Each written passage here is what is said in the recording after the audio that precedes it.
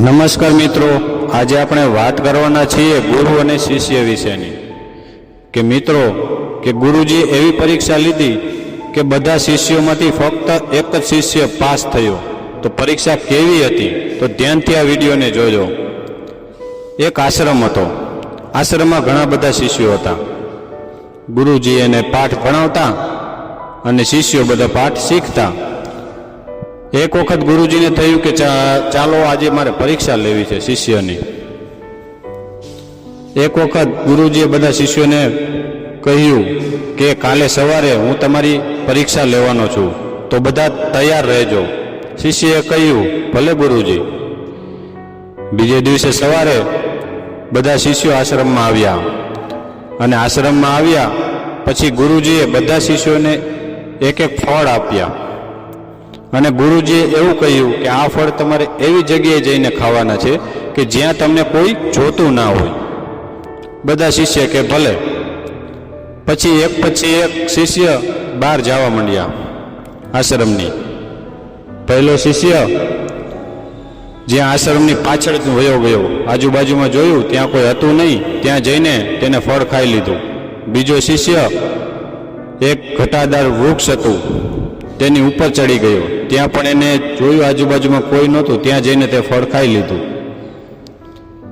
એક શિષ્ય આશ્રમથી થોડેક દૂર એક પહાડ હતો, એ પહાડની બાજુમાં વયો ગયો, ત્યાં આજુબાજુમાં જોયું કોઈ નહોતું, ત્યાં તેને ફળ ખાઈ લીધું।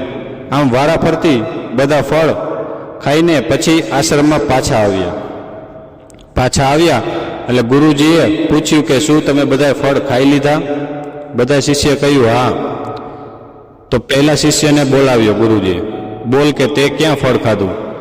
શિષ્યએ કહ્યું કે ગુરુજી મેં આશ્રમની પાછળ હું ગયો હતો, જ્યાં કોઈ નહોતું, ત્યાં મેં ફળ ખાઈ લીધું। ગુરુજી કે બરોબર છે, તું નીચે બેસી જા। બીજા શિષ્યને બોલાવ્યું, તે ક્યાં ફળ ખાધું?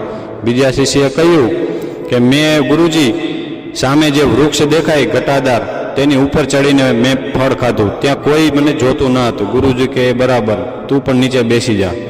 ત્રીજાને બોલાવ્યો, તે ફળ ક્યાં ખાધું? ત્રીજા શિષ્યએ કહ્યું ગુરુજી સામે જે પહાડ દેખાય છે તે પહાડની બાજુમાં હું વયો ગયો હતો, ત્યાં મેં જઈને ફળ ખાધું, ત્યાં મને કોઈ જોતું ન હતું। ગુરુજી કે બરાબર છે, તું પણ નીચે બેસી જા। એમ કરીને બધા શિષ્યને પૂછતા ગયા અને બધા શિષ્યો જ્યાં જ્યાં ફળ ખાધા હતા ત્યાં ત્યાં કહેતા ગયા। પછી વધે છે છેલ્લો શિષ્ય। છેલ્લા શિષ્યના હાથમાં ફળ એમનેમ હોય છે, એટલે ગુરુજી તે પૂછે છે કે બેટા તે કેમ ફળ ના ખાધું? એટલે શિષ્યએ ખૂબ જ સરસ મજાનો જવાબ આપ્યો। ધ્યાનથી સાંભળજો મિત્રો, કે એ શિષ્યએ કહ્યું કે ગુરુજી હું જ્યાં જ્યાં ગયો ને ત્યાં ત્યાં મને કોઈને કોઈ જોતું હતું। હું બધી જગ્યાએ ગયો, જ્યાં આ બધા લોકો ગયા ત્યાં હું બધી જગ્યાએ ગયો, પણ મને કોક ને કોક તો ત્યાં જોતું જ હતું, એટલે મેં ગુરુજી ફળ ન ખાધું। તો ગુરુજીએ પૂછ્યું કે તને જોતું હતું? કોણ જોતું હતું? ત્યારે શિષ્યએ ખૂબ જ સરસ મજાની વાત કરી કે ગુરુજી હું જ્યાં જ્યાં ગયો ભલે મારી આજુબાજુમાં કોઈ નહોતું, પણ મને મારો ભગવાન જોતો હતો। તમે શું કહ્યું હતું કે કોઈ જોવે નહીં, એ જગ્યાએ જઈને ફળ ખાવાનું, પણ ગુરુજી હું બધી જગ્યાએ ગયો પણ મારો ભગવાન મને બધેથી જોતો હતો, એટલે મેં આ ફળ નથી ખાધું।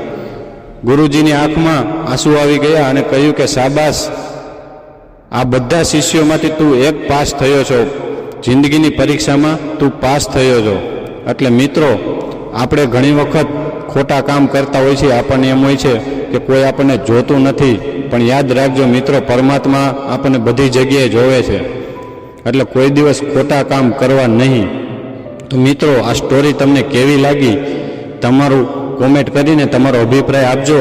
અને જો તમને અમારી ચેનલમાં નવા છો તમે અમારી ચેનલમાં, તો અમારી ચેનલને સબસ્ક્રાઈબ કરી દેજો, બેલ આઇકન દબાવી દેજો, જેથી કરીને અમે કોઈ પણ વિડીયો અપલોડ કરી તો તેની લિંક તમને મળતી રહે।